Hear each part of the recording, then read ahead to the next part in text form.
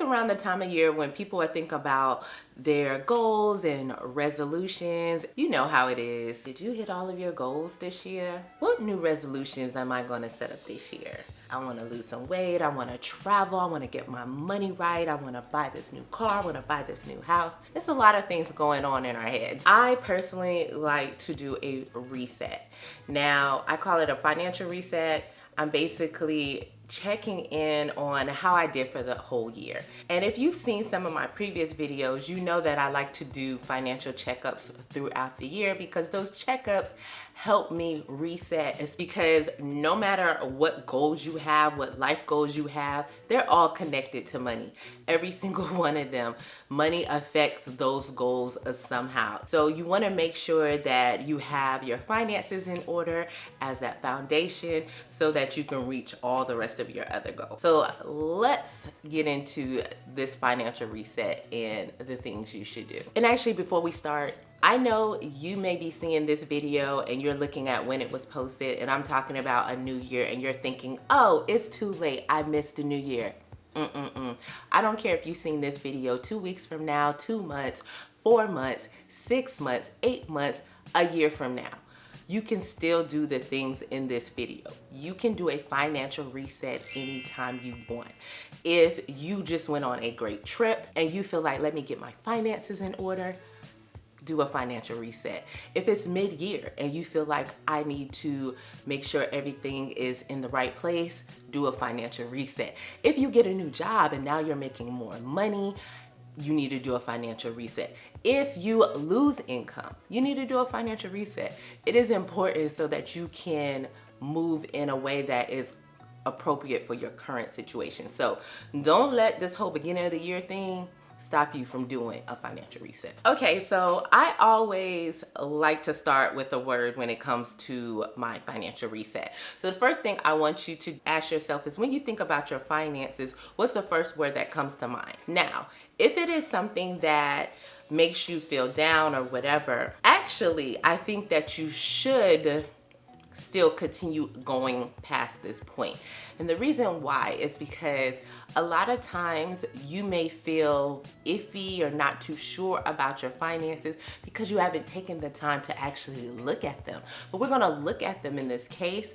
And a lot of times, in my experience in talking to people and working with people, once they see where they stand, they actually feel a lot better, because now you have clarity. I really want you to write down the first word that comes to mind, because I actually want you to look back on this word when we are done with the complete financial reset. Okay, so now that we have written this word down, the next thing I want you to do is pull up your checking and savings accounts. If you have more than one of each, pull them all up. I want you to write down the balance in each of the accounts. And then I want you to total up how much you have in your checking account as of today and how much you have in your savings account as of today. Next, we're looking up the balances in your investment accounts, and that is including all of your investment accounts. So if you have a retirement plan with your job, then I need you to look up and see what that balance is. It may be a 401k, 403b. You may have a pension plan. If you do, they probably send you something just showing like what the balance is and approximately how much they're going to pay out. I want you to just have an idea of how much you have in investments. Now, if you have like Roth IRA, traditional IRA, make sure you include those also. And then if you're a person who actually invests, after tax, so that means you have like brokerage accounts and other investment accounts through like Vanguard, Fidelity, Schwab, Robinhood, M1 Finance, whoever, I want you to go ahead, write down the balances in those accounts as of today and total them up. And make sure when you're writing down these balances, you're listing where the balances are actually from. So as I mentioned, your accounts like, okay, Roth IRA here, this much. If you have another Roth somewhere else, it has this much. But make sure you're listing where they are at so that it's just good for you. You have an idea like where all your money is sitting. So the next thing that I want you to do is pull your bank statement. Now, I normally tell people to pull 3 month. And then you're going to categorize your spending into 3 different categories. You're going to have your essentials, which should be about 50 to 60% of your spending. That's the target goal. And that's going to include everything you need to live. So like your rent and your mortgage, your utilities, your groceries, your minimum debt payments, your transportation, including gas because you need to get somewhere, insurance, healthcare, etc. Okay, so all of those are considered essentials, right? Then I want you to categorize any savings and investing, right? This category should be around 10 to 20% of your spending. That's kind of like your target, right? So anything that you're saving for, anything that you're investing, I want you to categorize anything on your bank statements for that. And then also I want you to create a category for your lifestyle. So this is anything that's extra, right? Any trips, truthfully, certain subscriptions, those are lifestyle, those are not essential. So certain subscriptions, anything you like to do, like concerts, getting your hair done, buying clothes. Now, we're not talking about basic clothes, but most of us may already have basic clothes in our closet and we know it, okay? So I will say personally, any shopping that I'm doing at this point is lifestyle. Okay, I can not shop for a while. I can afford to not shop for a while. But anything that's like necessary, like basic clothes, those should be in your essentials. But don't be trying to put in like, if you like really like your name brand, top of the line stuff in your essentials. That's not essential. It's not. Just letting you know. Now, this step may seem a little overwhelming. Just take your time and do it. It actually is more refreshing than overwhelming because you're actually getting a realistic view of how you actually spend your money. And the reason why I like to do 3 months is because every month is not the same. You sometimes have months that are not the same. And even for me, I know the months where I've spent more and months that I spent less. I actually go through phases. And so I know in a 3-month period, there is probably a month where I was spending a little bit more. There may have been travel during that month. It may have just been like, I just finally decided to buy whatever I said I was going to buy during that month. Because y'all know I don't like to pull money out of savings. So even if I save for something, it's a struggle with me pulling it out later. Something I'm working through. But every month is not necessarily going to be the same. You may have something that comes up unexpected that you had to cover. And so it's just good because you get a viewpoint of how you normally spend, and then you have those exceptions that come up unexpectedly. Or like sometimes it's a good exception, but something comes up. And so it gives you a view, okay, this is really how I spend, not what I made up in my head. Sometimes we're good for saying, oh, I only spend this much on this item.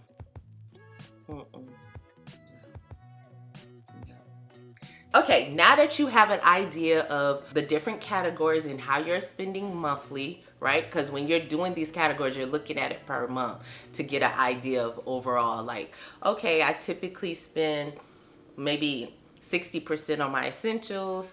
I'm not really saving enough. I need to save more. I'm probably only saving and investing 5%. I need to increase that.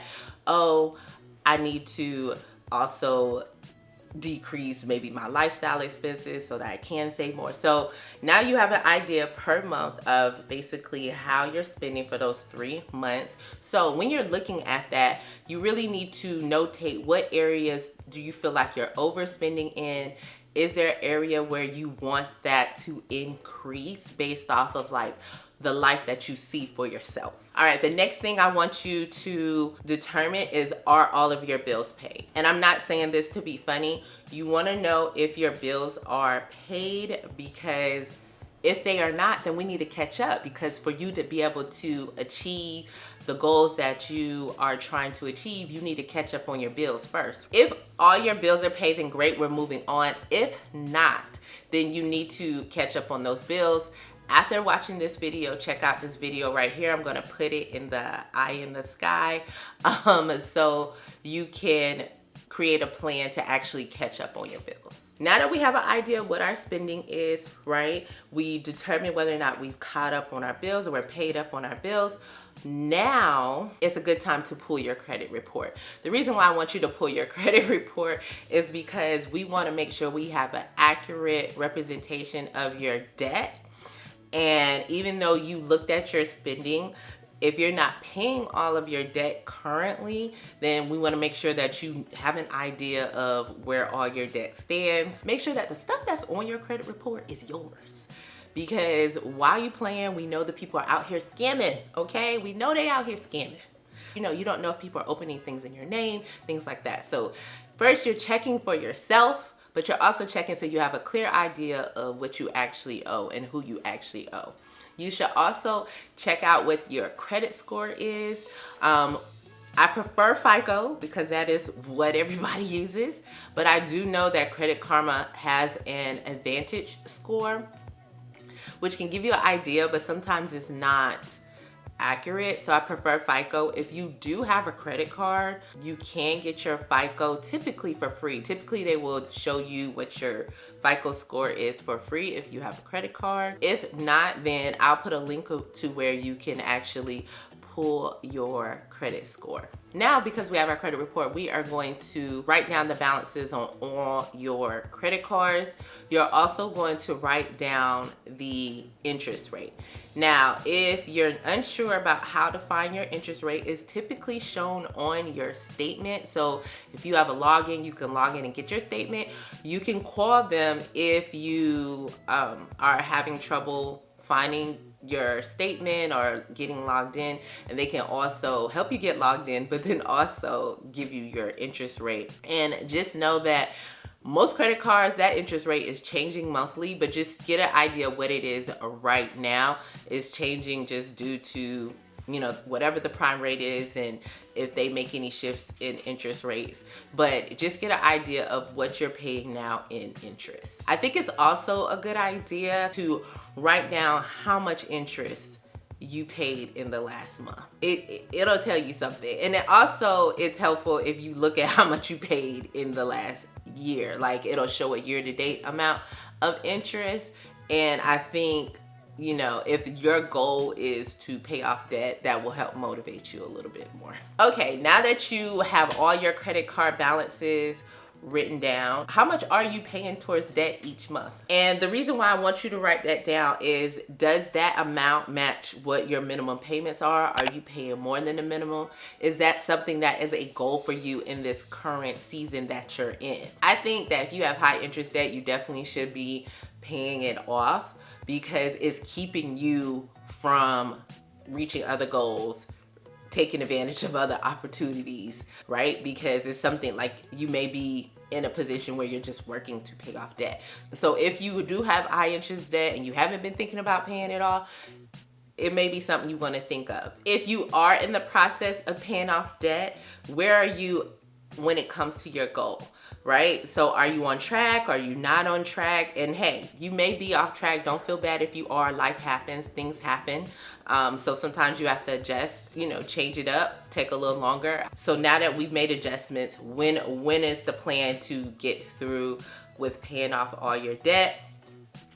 If you don't have an idea of like how long it's going to take you, then I definitely will link a debt calculator below so that you can calculate like, okay, if I pay off this much each month, it will allow me to pay off my debts by then. And the calculator will take into consideration which debt payoff method you are using. And you may decide just looking at the calculator if you want to switch. I know people feel like, oh, this is the best way or this is the best way. The best way is the way that's going to help you get it done.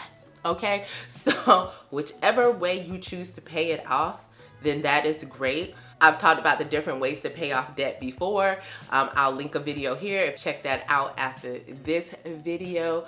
But where are you at? Are you on track? What do you need to do to either get back on track, to stay on track, or if you're looking to maybe speed it up, what steps do you need to take to do that? Savings and investing. Okay. What are your savings goals And then separately, what are your investing goals? I put these two together in this video, but truthfully, they are not together. Your savings typically has a different goal than your investing, right? Your savings may include like saving for your emergency fund, also saving for like any big purchases, whether it's like a vehicle, a car, a wedding, travel, your fund for just, shopping if you need to. I also include sinking funds. Y'all know I love a good sinking fund. I also include the kid fund in here, okay? If you don't know about the kid fund, I'll link something to talk to where I'm talking about a kid fund, because if you have kids, save yourself, okay? With this kid fund. But it's something different, right? When you're investing, you're typically investing for longevity. We're investing for wealth, because that's truthfully the way that you're going to get wealthy. Savings is not going to get you wealthy. I know I don't talk about investing a lot on this channel. And maybe I will, but I'm very iffy about it because I did used to work in the field. But I will say that if you're looking to build wealth, it is definitely through investing. I like to talk about like getting that fundamentals together so you can move on to that part. And like I said, let me know if you want me to talk a little bit more about investing. I won't get too deep. I'll get enough to get you started. But there's definitely people I can recommend who I think are amazing, who talk about it and, been licensed and, have the certifications, and so that they can, guide you in the right direction. But you should be saving minimum, you should be saving somewhere around 10%. If that's a goal you need to still build to, that's fine. We all have to start somewhere. And then you also want to be investing, and I would say minimum 10%. But again, you can build. So how much did you save this month? How much did you invest this month? This is what I want you to write down. Does that fit with your actual goals that you have for yourself? And again, if you had to make an adjustment because something came up, that's just life. It's okay. Don't beat yourself up about it. Like, it happens. But just write down, how much did you save this month? How much did you invest this month? And does that coincide with the goals that you have for yourself? If it doesn't, what steps do you need to take to get to the point where you're able to save and invest? Now, one thing I will tell you when it comes to saving, same for investing actually. So we'll start with saving. Go ahead and set up for the automatic savings. If you're new here, I'm good for saying set up your direct deposit. If you can have more than one bank listed for direct deposit, because I know some companies are weird and don't let you do that. But if you got more than one bank, go ahead and set up part of your direct deposit. You could set up a set number or a percentage, goes directly to savings. You ain't even got to see it. You ain't even got to do it. Now, if your company does not allow for you to have more than one account, then you can set up where on your payday or a certain time of month where you know that money's going to be there, you have your bank account automatically transfer the money into your savings for you, okay? And we like high yield savings over here, so I'm gonna link a video. Get a high yield savings account. We're not talking about the brick and mortar at your bank, okay? They giving you a little chump change. They give you a little chump change, okay? Set up for automatic transfer to a high yield savings, or like I said, set up for that direct deposit. Make it easy on yourself. And even if you are saving for like your emergency fund, typically with the emergency fund, you want to have 3 to 6 months of your expenses. I personally like 3 to 6 months of income because I personally think that it is hard when people have a decrease in income to shift their spending immediately. There are some people where it happens naturally.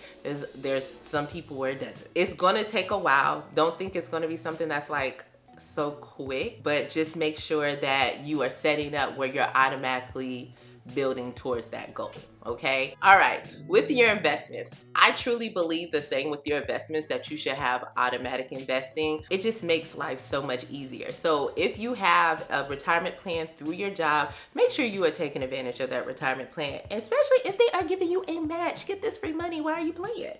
Like, go ahead and take advantage of that. Also, make sure that if you don't have a retirement plan through your job, but you are working, you can do, or if they don't offer it, You can do like a Roth IRA. If you're good on your retirement investing, you still should be investing in after-tax accounts.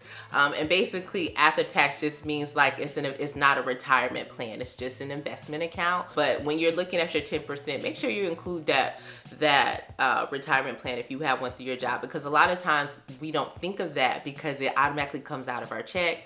We don't worry about it. And if you're not where you want to be and you're still trying to figure out, like how to make adjustments, we're going to get into that. So now you have an idea, you have an overview of kind of like those main categories that you need to be focused on. You know how you're currently spending. And so it's a great time to put together your budget or your spending plan, whatever you want to call it. You're going to use those realistic numbers that we pulled from before, but you're going to make adjustments. You're going to make adjustments to see if you can include your goals into the plan. So, okay, I want to save more, I want to invest more. Then you're going to go ahead and put, okay, this is how much I'm saving per month. This is how much I'm investing per month. Or this is how much I'm putting towards debt per month.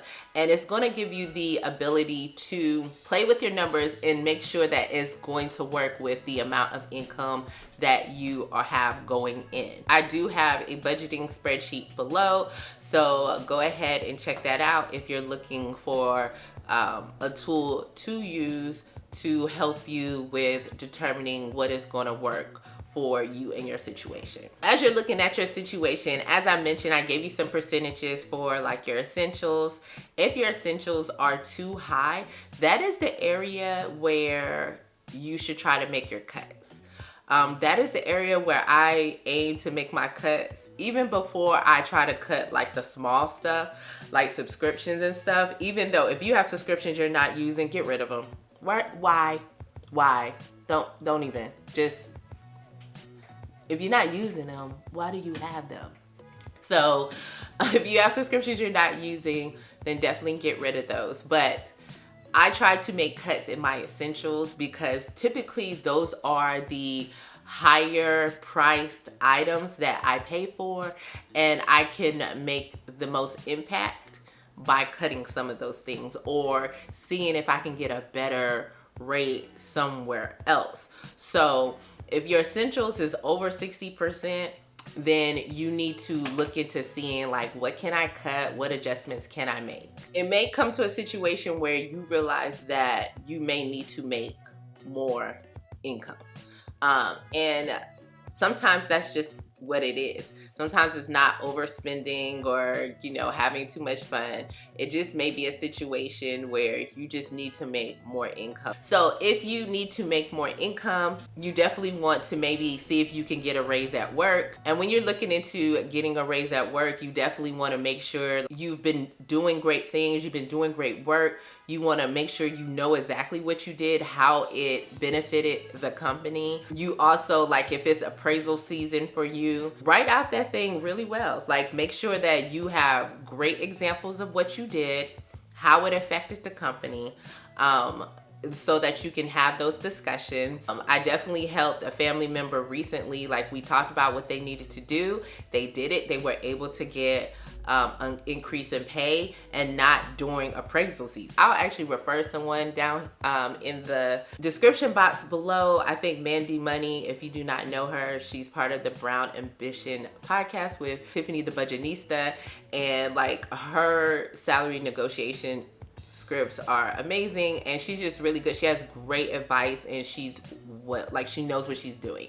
So I would definitely drop a link to her business below. She's great with that. But you may need to look for a new job. Sometimes to get the raise that you need to get, the increase that you need to get to where you need to go, is by looking for a new job. So that might be something. Or if you have like a side hustle or something that you actually enjoy doing outside of your 9-to-5, and you've been kind of doing it here and there, maybe you kick that up a notch and increase your income that way. Like there's different ways you can do it. And I know people talk about trading time for money, but look, if you need to get a part-time job, then do that. If it's putting you in the position you need to do, then do that too. Like whatever you need to do to try to get you to the point of reaching your goal. And the option you pick, just make sure it's gonna work for your life, your situation. The last thing I'm gonna ask you is basically, how do you feel about your finances now that you've done the work? What's the first word that comes to mind? I'm hoping you have a little bit more clarity. Maybe you found like it's not as bad as you thought. Because now you're like, oh, I feel a little bit better because now I know where I stand and now I know what I need to do. So this is basically what I do every single year. Like I said, I do it in between if I feel like I need a reset, especially after I travel. I have a habit of doing it after I travel, and I do have a habit of doing it mid-year. So I hope this video was helpful for you. If it was, please share it with a friend. Make sure you subscribe to this video, hit the like button. And if you need help with putting together a budget, then definitely check out this video right here where I guide you through setting up a budget.